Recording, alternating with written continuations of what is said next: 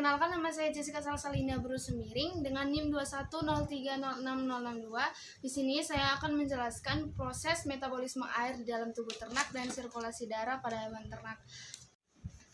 Baiklah, sistem respirasi dimulai dari nostril atau lubang hidung, kafumnasi, faring, laring, trakea, dan paru-paru. Sistem respirasi pada ternak dimulai dari hidung. Lubang hidung menghantarkan udara ke kafumnasi. Kafumnasi berhubungan secara langsung dan tidak langsung dengan beberapa sinus paranasalis. Lalu yang kedua ada kafumnasi. Kafumnasi dibagi dua oleh septum nasi. Bagian kaudal septum nasi bertulang dibentuk oleh bagian tegak tulang ethmoidale, sementara bagian depan tersusun atas kartilago dan menjadi sangat fleksibel ke bagian apex. Yang ketiga itu ada faring. Faring merupakan saluran muskulo membranosa yang secara umum termasuk dalam tractus respiratorius dan digestorius. Setelah udara masuk ke dalam kafumnasi, akan mengalir melalui conai masuk ke faring. Faring terletak di dorsal palatanum mole, yaitu langit-langit lunang. Di bagian dorsal, faring dipisahkan dari bagian kaudal kafumnasi oleh tulang ethmoidale, palatine, dan vomer. Yang keempat itu ada laring. Laring merupakan pipa kartilago pendek yang menghubungkan laring dengan trakea. Laring tersusun atas kartilago, yaitu satu, sebuah kartilago krikoid di sebelah kaudal, yang kedua, sebuah kartilago di tiroid di lateral dan ventral, yang ketiga, dua buah kartilago arytenoid di dorsal, dan yang keempat itu sebuah kartilago epiglotis di rostral. Epiglotis berposisi seperti bibir di atas lubang laring dan menutup lubang laring saat menelan. Yang kelima itu ada trakea. Trakea merupakan pipa kartilago yang tidak bisa kolaps dari krikoid, laring sampai akar paru-paru, di mana trakea membelah dua menjadi bronkus utama kiri dan kanan. Yang terakhir itu ada paru-paru. Nah, paru-paru ini terletak di dalam kantong pleura. Kantong pleura bertemu di bidang median membentuk mediastinum. Dinding kantong pleura melekat di sebelah lateral ke costae membentuk pleura costalis. Di sebelah kaudal ke diafragma membentuk pleura diafragmatica. Ada beberapa faktor yang terlibat dalam pengendalian pH darah, di antaranya penyangga karbonat, penyangga hemoglobin, dan penyangga fosfat. Pertama itu ada penyangga karbonat. Penyangga karbonat berasal dari campuran asam karbonat H2CO3 dengan basa konjugasi bikarbonat, yaitu HCO3. Penyangga karbonat sangat berperan penting dalam mengontrol pH darah. Contohnya pelari maraton dapat mengalami kondisi osidosis, yaitu penurunan pH darah yang disebabkan itu oleh metabolisme yang tinggi, sehingga meningkatkan produksi ion bikarbonat. Kondisi osidosis ini dapat mengakibatkan penyakit jantung, ginjal, diabetes mellitus atau penyakit gula, dan diare. Yang kedua itu ada penyangga hemoglobin. Nah, pada darah terdapat hemoglobin yang dapat mengikat oksigen untuk selanjutnya dibawa ke seluruh sel tubuh. Reaksi kesetimbangan dari larutan penyangga oksihemoglobin ini adalah HHB tambah O2, HbO2 minus tambah H+. Asam hemoglobin ion aksi hemoglobin, di mana keberadaan oksigennya pada reaksi di atas dapat mempengaruhi konsentrasi ion H+, sehingga pH darah juga dipengaruhi olehnya. Pada reaksi di atas, O2 bersifat basa. Selanjutnya itu ada penyangga fosfat.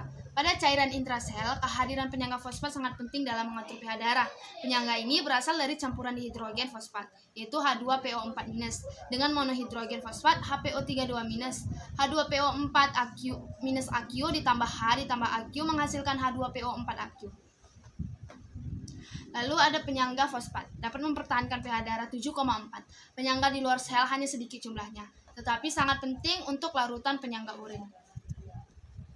Urin mengalir ke bagian tengah ginjal, yang disebut panggul, di mana ia mengalir ke ureter dan kemudian tersimpan di kandung kemih. Selanjutnya, urin ini mengalir ke uretra dan akan keluar saat buang air kecil.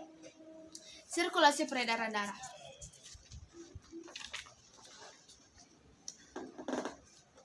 Peredaran darah kecil, di mana peredaran darah kecil merupakan peredaran darah yang dimulai dari jantung menuju ke paru-paru, kemudian kembali lagi ke jantung.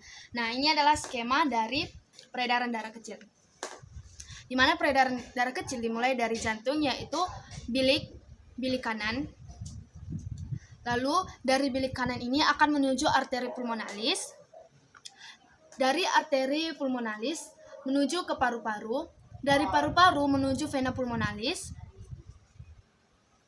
dari vena pulmonalis akan masuk ke jantung atau serambi kiri. Selanjutnya, peredaran darah besar. Peredaran darah besar adalah peredaran darah dari jantung ke seluruh tubuh, kemudian kembali ke jantung lagi. Nah, berikut ini adalah skemanya. Dimulai dari jantung, yaitu di sebelah bilik kiri. Kemudian dari bilik kiri akan menuju ke aorta. Dari aorta akan menuju ke seluruh tubuh. Dari seluruh tubuh akan menuju ke vena cava.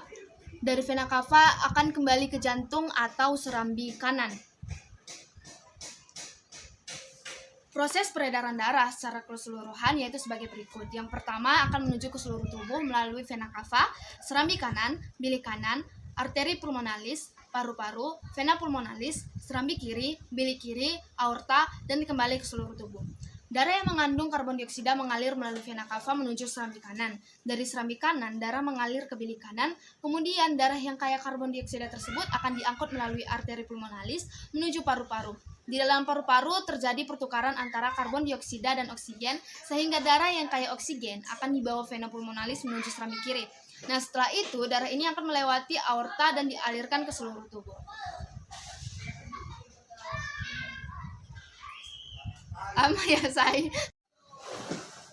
Selanjutnya, sistem metabolisme air dalam tubuh ternak. Yang pertama itu, air yang diminum ternak masuk ke dalam mulut menuju saluran pencernaan. Lalu, yang kedua, air masuk melalui pembuluh kapiler ke dalam darah yang akan dialirkan ke seluruh tubuh ternak.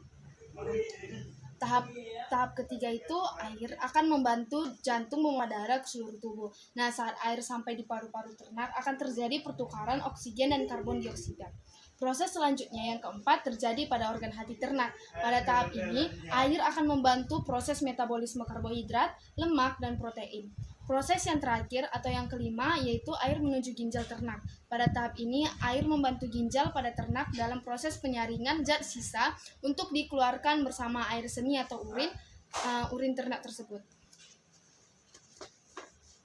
Air terdiri dari unsur hidrogen dan oksigen, di mana air merupakan penyusun utama dari jaringan hewan maupun tumbuhan. Dalam tubuh, air didapat 50% dari komposisi tubuh dan banyak di antara jaringan tubuh yang mengandung 70-90% air. Pada unggas, kehilangan 10% air dari bobot badannya melalui dehidrasi akan menyebabkan semangat lemah. Bila kehilangan 20% akan menyebabkan kematian. Nah, bila jumlah air dalam tubuh sangat berkurang, maka akan timbul ketidakseimbangan natrium, di mana konsentrasi natrium ini akan meningkat pada bagian tubuh tertentu.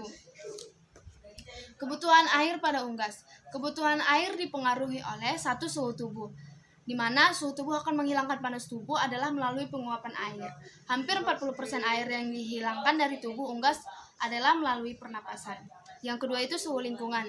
Bila suhu lingkungan meningkat atau zona netral sekitar 58 sampai 980 Fahrenheit, ayam akan terengah-engah atau panting. Unggas akan membutuhkan banyak air di cuaca panas. Salah satu faktor yang utama mempertinggi kebutuhan air di cuaca panas adalah menurunnya konsumsi ransum lebih kurang 25%. Yang ketiga itu adalah bentuk organ. Sebagian besar nitrogen yang dikeluarkan tubuh unggas dalam bentuk asam urat. Urin dikeluarkan dan mengalir ke dalam usus bagian bawah. Yang keempat itu ada sumber protein. Kadar protein makanan terlalu tinggi, maka kebutuhan air akan meningkat. Contohnya itu beberapa jenis tepung ikan mempertinggi kebutuhan air karena kandungan garamnya tinggi. Selanjutnya itu mineral. Banyak mineral mempengaruhi kebutuhan air. Dalam hal ini, garam atau NaCl mempunyai pengaruh terbesar. Terlalu banyak garam akan menaikkan konsumsi air dan menaikkan kandungan air feses. Nah, feses yang kandungan garamnya tinggi tidak akan kering sehingga menyebabkan liter menjadi basah. Selanjutnya itu unggas yang dipelihara pada kandang bateri akan mengkonsumsi air lebih banyak dibandingkan unggas yang dipelihara pada kandang lain-lain. Yang ketujuh itu ada kadar serat. Kasar tinggi akan meningkatkan kebutuhan air.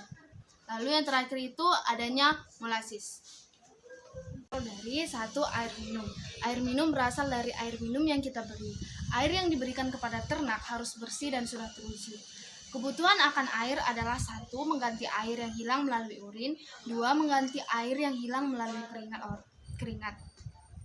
Orang yang mengkonsumsi lemak perlu banyak air sebab penggunaan lemak sebagai sumber energi itu akan menghasilkan asam dan keton di dalam darah. Tanpa mengkonsumsi air yang tinggi untuk meningkatkan volume urin yang membawa senyawa-senyawa beracun hasil dari metabolisme tersebut keluar, tubuh akan terjadi ketosis. Jika protein yang digunakan sebagai sumber energi akan menyebabkan timbulnya uremia. Mineral yang tinggi juga dapat meningkatkan air. Yang kedua itu air yang terkandung pada makanan. Kalau makanan kering atau cairan saliva banyak keluar sehingga cairan di usus meningkat. Ini berguna untuk mempertahankan konsistensinya selama masuk atau perjalanannya melalui saluran pencernaan. Kalau cairan tidak cukup akan terjadi kelainan fungsi seperti konstipasi. Lemak yang cukup banyak memerlukan cairan empedu untuk mengemulsikan sehingga terjadi sekresi cairan dari kantung empedu dapat meningkat 4 kali dari keadaan biasa. Yang ketiga itu ada air metabolik yang didapat sebagai hasil dari oksidasi makanan dan sintesa dari molekul yang kompleks di dalam tubuh. Air yang hilang dari tubuh dapat melalui 1. Hilangnya air lewat kulit atau pada mamalia umumnya akan membantu atau melepaskan panas untuk mengatur temperatur tubuh. Jumlah air yang hilang melalui kulit akan meningkat dengan meningkatnya aktivitas fisik dan temperatur lingkungan. Yang kedua itu hilangnya air melalui ginjal sebagai air seni atau urin. Ini sangat dipengaruhi oleh banyak faktor. Pakan yang kadar protein dan mineral yang tinggi akan meningkatkan hilangnya air melalui kencing. Di samping itu, meningkatnya mineral natrium dalam tubuh akan banyak air yang akan diabsorpsi sehingga menimbulkan edema pada otak dan asites atau terlalu banyak cairan dalam rongga tubuh. Hasil akhir dari metabolisme protein adalah urea yang merupakan racun bagi saluran kencing. Jadi, untuk mengencerkannya diperlukan air sampai konsentrasi yang tidak berbahaya. Yang ketiga itu, hilangnya air melalui pernapasan hampir 40% pada unggas. 4. Itu saluran pencernaan. Bentuk pakan dan susunan pakan mempunyai pengaruh nyata. Contoh pakan serat mempunyai sifat pencahar yang menyebabkan banyak air yang keluar bersama feses. Ekskresi kotoran sapi lebih basah daripada kambing. Dalam metabolisme protein dan lemak, air metabolik yang dihasilkan 42 dan 107. Dan dalam kondisi tertentu seperti musim dingin, air metabolik dapat memenuhi kebutuhan ternak yang tidur. Pada musim dingin dapat mempergunakan timbunan lemak untuk persediaan kebutuhan energi dan air. Metabolik memberikan cukup air untuk memenuhi air yang hilang karena proses pernapasan dan penguapan. Air metabolik dipenuhi dari bahan makanan yang mengandung hidrogen. Di dalam hidrogen itu terdapat glukosa yang menghasilkan 60% air, sukrosa menghasilkan 57,9%, dan pati menghasilkan 55,5%. Contoh, bila suatu ransu mengandung 10% protein, 20% lemak, dan 55% KH. Jumlah air metabolik yang dihasilkan untuk setiap 100 kilokalori energi metabolik adalah yang pertama itu ada karbohidrat. 1 di mana metabolik hasil oksidasinya sebesar 60 gram, rata-rata kalorinya itu sebesar 400 kilokalori. Air metabolik per 100 kilokalori energi metabolis itu sekitar 15,0.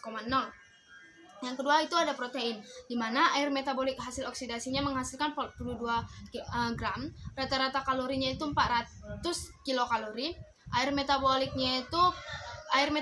per 1000 kilokalori energi metabolis itu sekitar 10,5. Yang ketiga itu ada lemak, di mana air metabolik hasil oksidasinya itu 100 gram, rata-rata kalorinya 900 kilokalori.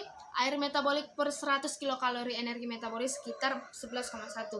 Air metabolik dari 100 gram ransum adalah 10 gram protein kali 4 sama dengan 40 kilokalori, 20 gram lemak dikali 9 sama dengan 180 kilokalori. Kemudian itu ada 55 gram KH sama dengan 220 kilokalori per 440 kilokalori. 40 kilokalori menghasilkan 40 dikali 0,15 kilokalori akan menghasilkan 4,2 gram air metabolik.